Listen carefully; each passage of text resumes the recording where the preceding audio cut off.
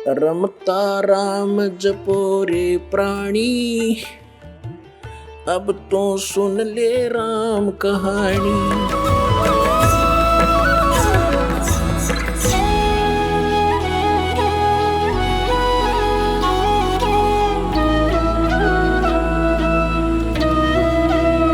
पुण्यात्माओं, वेद जो है भगवान की महिमा का एथेंटिक रिकॉर्ड है।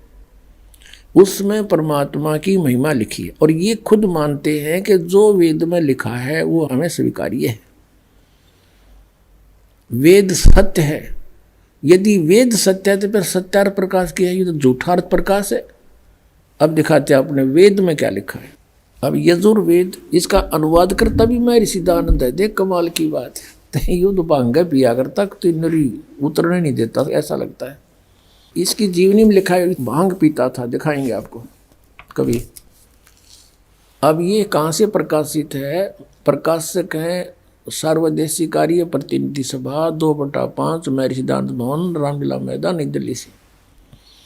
महर्षि दयानंद सरस्वती द्वारा इसका अनुवाद किया गया। मुद्रक हैं Prince offset printers, 1510, Pataudi house, Daryaganj, नई दिल्ली से। 241 पृष्ठ पे है। 8वां अध्याय यजुर्वेद भाषा भाष्य। ये 13वां मंत्र है। 13वां। इसमें क्या लिखा है? देव कर्तस्य ऐनस्य अवजनम असि, मनुष्य कर्तस्य ऐनस्य अवजनमसि, पितर कर्तस्य ऐनस्य अवजनमसि, आत्म कर्तस्य ऐनस्य अवजनमसि, अन्नस्य अन्नस्य अवजनमसि। ओए होए। अब इसका अनुवाद यहाँ किया इन्होंने 242 पृष्ठ पे। ये 241 पर हम पढ़ रहे थे। यहाँ देखो 242 पर। अब यहाँ इसका थोड़ी बहुत कोई उतर गई होगी, इसकी भांग है। इसने फिर यहाँ उलझाने की चेष्टा की है कि हे सबके उपकार करने वाले मित्र आप, दान देने वाले के ऐनस्य माने अपराध के, ऐनस्य अवजनम माने विनाश करने वाले हो, क्षमा करने वाले हो। अब यहाँ मित्र लिख दिया। अब पढ़ने वाला ने सोचा चलो ये तो मित्र मित्र के बारे में कि तो भगवान का जिक्र है, नहीं छोड़ा इसने। अब इसी के कर कमलों से लिखा हुआ और दिखाते हैं सत्यार्थ प्रकाश में। ये देखिएगा, ये सत्यार्थ प्रकाश वही वेद। अब बाद में दिखाएंगे थोड़ा आपको पुनः। और ये कहाँ से प्रकाशित है? वैदिक यति मंडल वही है। और ये दान मठ गोहाना मार्ग से प्रिंटेड है। आचार्य प्रिंटिंग प्रेस, रोहतक से। दान मठ गोहाना मार्ग, रोहतक से। इसके प्रथम समोल्लास में और पृष्ठ नंबर 18 पे ये नीचे क्या कहता है कि जो सबसे स्नेह करे, सबको प्रीति करने योग्य है, वह परमेश्वर सबका सच्चा मित्र है। इससे परमेश्वर का नाम मित्र है। तो वहाँ मित्र की जगह हम परमेश्वर कहेंगे। बिल्कुल यहाँ है ही परमेश्वर की महिमा। वेद कोई मित्रा की थोड़ी है। और दान देने वाले के पाप मित्र के नाश करेगा, बता कोई बात है? तो ये मित्र परमेश्वर का नाम लिख दिया इसने। और लिख दिया इसलिए कि कोई पढ़ ना गा के देते ये ज्ञानता पता लग जाए। तो पढ़ेगा तो नहीं सोचेगा कोई मित्र के बारे में बोल रखे। एक बार हमारा जो करोथा कांड इन्होंने करवाया, इसका यही कारण था। दास ने यही जो स्टेटमेंट आज आपको बता रहा है समाचार पत्रों में निकाल दी। और आर्य समाज के आचार्यों को पता लग गया कि तुम्हारा रोजगार गया। जय दयानंद की अज्ञानता का पता लग गया हमारे दयानंद के अनुयायियों को। ये सारे भागेंगे यहाँ से, तुम्हें फिर चंदा मिला को नहीं। तो हमने ये नो का न्यू लिखा था, फोटो स्टेट तो नहीं किया था, ऐसे लिख कर भेजा था कि ये ऐसे बोलता है सत्यार्थ प्रकाश में और यजुर्वेद में ऐसे लिखा है। तो इन्होंने जवाब दिया फिर उसका पेपर में, समाचार पत्र में, कि रामपाल तो संस्कृत ना जानता, यो के जाने वेदों के बारे में। वो तो दयानंद जी तो महर्षि थे, उन्होंने समाधि लाला के वेदों के अर्थ निकाले हैं। और वहाँ पर मित्र शब्द लिखा है, परमेश्वर के बारे में नहीं लिखा है। अब आम आदमी इतना प्रभावित है नकली ऋषियों से कि वो सच्चे हैं और अन्य व्यक्ति कुछ भी कहता रहो वो सही लिख कर गए होंगे। इसलिए परमात्मा ने दया करी इस प्रोजेक्टर की, और ताकि आप स्वयं देख सकें। अब यहाँ मित्र का अर्थ परमेश्वर है इन्हीं के शब्दों में। अब पढ़ेंगे, देखो अब हम यजुर्वेद पर आ गए हैं। सत्यार प्रकाश रख दिया है। अब इसके हम 8वें अध्याय के वही 13वां मंत्र पढ़ रहे हैं। हे सब के उपकार करने वाले मित्र यानी परमेश्वर आप, देव कर्तस्य दान देने वाले के, एनस्य माने अपराध के, पाप के, एनस्य माने अपराध कहो चाहे पाप को, इसी के शब्दों में एनस्य माने पाप के, दूर करने वाले हो, नाश करने वाले हो, छुड़वाने वाले हो, क्षमा करने वाले हो, कुछ भी बोलो इन शब्दों को।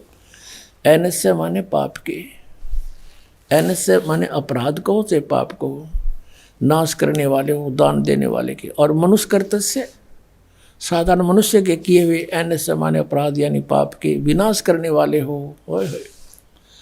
और पितृ कर्तस्य पिता के किए हुए, एनस्य माने विरोधाचरण के, नहीं पाप के लिखना चाहिए इसलिए। अच्छी तरह हरने वाले हो यानी दूर करने वाले हो, अपने किए हुए पाप के दूर करने वाले हो। एनस्य एनस्य अधर्म के अधर्म यानी पाप के पाप, घोर पाप के नाश करने हारे हो। विद्वान यानी जानता हुआ मैं जो कुछ भी अधर्म आचरण किया करता हूँ वह करूँ, अनजान में जो कुछ भी किया करता हूँ वह करूँ, उस सब एनस्य माने पाप के दूर करने वाले हो। युद्ध परमात्मा के तनु का है वेद ज्ञानदाता कि वो परम अक्षर ब्रह्म है, वो घोर पाप का विनाश कर देता है, घोर पाप के, और जो कुछ भी करता हूँ या करूँ उसको भी पाप नाश कर देता है। और ये कहते हैं पाप नाश भगवान नहीं कर सकता। तो अब क्या सिद्ध हुआ कि वेद ज्ञान सच्चा है, इसको सभी मानते, और वेदों में परमात्मा की महिमा है, परमात्मा की जो गुण लिखे हैं वेदों में, और इसके विपरीत जिसका अपना अनुभव कुछ भी है वह वेद विरुद्ध है, वो झूठा है। तो सत्यार्थ प्रकाश ये झूठार्थ प्रकाश सिद्ध हो गया, इति सिद्ध। अब पुण्यात्माओं परमेश्वर स्वयं आते हैं यथार्थ ज्ञान देने के लिए। उस तत्व ज्ञान को, अपनी महिमा को परमात्मा स्वयं ही बताते हैं। और इस काल भगवान ने इन सब की बुद्धि अपने हाथ में ले रखी है। जैसे गीता जी अध्याय नंबर 7 के श्लोक नंबर 8, 9, 10 में कहता है ये कि अर्जुन बुद्धिमानों की बुद्धि, बलवानों का बल मेरे हाथ में है। अब जैसे जब चाहे इनकी बुद्धि ऑफ कर दूं, जब चाहे इनकी ताकत खत्म कर दूं, जब चाहे दे दूं। जैसे श्री रामचंद्र अर्थात विष्णु जी की पत्नी सीता जी का अपहरण हो गया था, उसमें बुद्धि ऑफ कर दी काल ने श्री रामचंद्र जी की। उसको ये नहीं पता मेरी पत्नी कौन उठा ले गया। और उधर से ऊपर से पार्वती और शिव देख रहे थे। शिव जी ने प्रणाम किया, रामचंद्र जी रो रहे थे, डकरा रहे थे, वृक्षों से लिपट रहे थे। तो पार्वती ने कहा कि आप किसको प्रणाम कर रहे हो? कि सामने भगवान विष्णु को प्रणाम कर रहा हूं। पार्वती जी ने देखा वो तो एक व्यक्ति है, रो रहा है। भगवान कभी रोते हैं? मैं नहीं मानती है भगवान, मैं परीक्षा लूंगी इसकी। अब कहने का भाव ये है कि वो कथा अधिक ना बढ़ाएं। पार्वती जी भगवान शिव जी से के समय तक बोली कि नहीं, सामने कहने लगी मैं नहीं परीक्षा लूंगी, लेकिन थोड़ा सा भी आंख में चुन्नी होती, वो सीता रूप बना के पहुंच गई, रामचंद्र जी के सामने खड़ी होगी। श्री रामचंद्र जी ने देखते ही बता दिया कि हे दक्ष पुत्री, यहाँ कैसे आई? भगवान शिव को कहाँ छोड़ आई? वो शर्मिंदा होगी कि हो सचमुच आप तो भगवान हो, आपने मुझे पहचान लिया। अब वहाँ उसने रिमोट ऑन कर दी उसकी बुद्धि काल ने, वहाँ तो उसको तो पहचान लिया कि तू सीता नहीं पार्वती है, और अपनी पत्नी का पता नहीं उसने कौन उठा ले गया। फिर उसकी खोज करी, जैसे किसी की गाय गुम हो जा, कोई इधर जा रहा है कोई उधर जा रहा है, फिर किसी ने बता दी राउंड उठा ले गया, जब जाकर वहाँ ढूंढी। जैसे अर्जुन जब श्री कृष्ण जी के पैर में विषाक्त तीर मार दिया, श्री कृष्ण जी अंतिम सांस गिने थे और पूरा यादवकुल आपस में लड़कर मर गया दुर्वासा जी के श्रापवश। श्री कृष्ण जी दुर्वासा के श्राप का भी नाश नहीं कर सका, उसमें केवल औरतें शेष रहेगी, नर यादव सभी मर गए। जो गर्भ में थे वो बच्चे तो शेष थे ही। तो श्री कृष्ण जी ने कहा कि आप सभी औरतों को वहाँ ले जाओ, यहाँ लोग नर पुरुष रहे नहीं, आसपास ये जंगली लोग इनकी इज्जत बेइज्जती करेंगे। अर्जुन श्री कृष्ण जी की मृत्यु के उपरांत उनको लेकर चल पड़ा। रास्ते में बिल्लों ने पीटा, गोपियाँ ले गए, औरतों को ले गए, कुछ एक के गहने सारे तोड़ दे गए, और अर्जुन के हाथ में वही धनुष था जिससे महाभारत का युद्ध जीता था। वहाँ उठा भी नहीं, उससे खड़ा खड़ा पिट रहा है बिल्लों से। तब अर्जुन रो रहा है कृष्ण को कि कृष्ण बड़ा छलिया था, पता नहीं कौन से जन्म का दुश्मन था, हमारे साथ इसने छल ही छल किया। मैं मना करूँ था महाभारत में नहीं लड़ूंगा, मुझे लड़ा कर छोड़ा। अब महाभारत में मुझे शक्ति दे दी, मारूँ था 1 मरे थे 20। आज वही अर्जुन, वही गांडीव धनुष, आज मैं काँप रहा हूँ खड़ा खड़ा, मुझसे उठ नहीं रहा। अब परमात्मा कहते हैं तुमने मूल का पता नहीं, विघ्न की जड़ कौन है। श्री कृष्ण छलिया नहीं था, ये तो यू काल ब्रह्म, इसके हाथ में रिमोट है सबका। तो यहाँ परमात्मा कहते हैं ये जितने भी ऋषि महर्षि, ये वर्तमान के मंडलेश्वर पाकरे और सतलोक की महिमा गावें, इनकी बुद्धि ऑफ कर रखी सबने, काल भगवान ने। अब ये देखे ऋषि वेद बताते हैं भगवान गौर पाप भी काट दे, दान करने से पाप कटे, और प्रतिदिन के करे हुए कर्मों का भी डेली नाश होता है इस भक्ति के करने से। जैसे साबुन, कपड़े का मैल लग गया, साबुन लाया साफ हो गया। हम डेली सत भक्ति करते हैं, इससे जो अनजाने के कर्म होते हैं वो भी पाप नाश होते हैं हमारे, और प्रारब्ध तो होने हैं।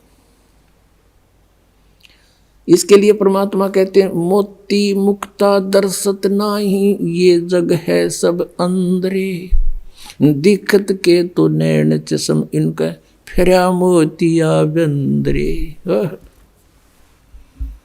अब क्या बताते हैं कि मोती मुक्ता दर्शत नाही, ये जग है सब अंदरे, और दिखत के तो नैन चश्म इनका, फिरा मोतिया बंदरे।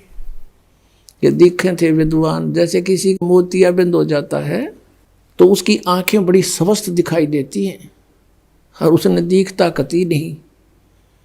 तो ऐसे ये दिखे थे विद्वान, संस्कृत भाषा जाने थे, वेदों का कख भी पता नहीं था।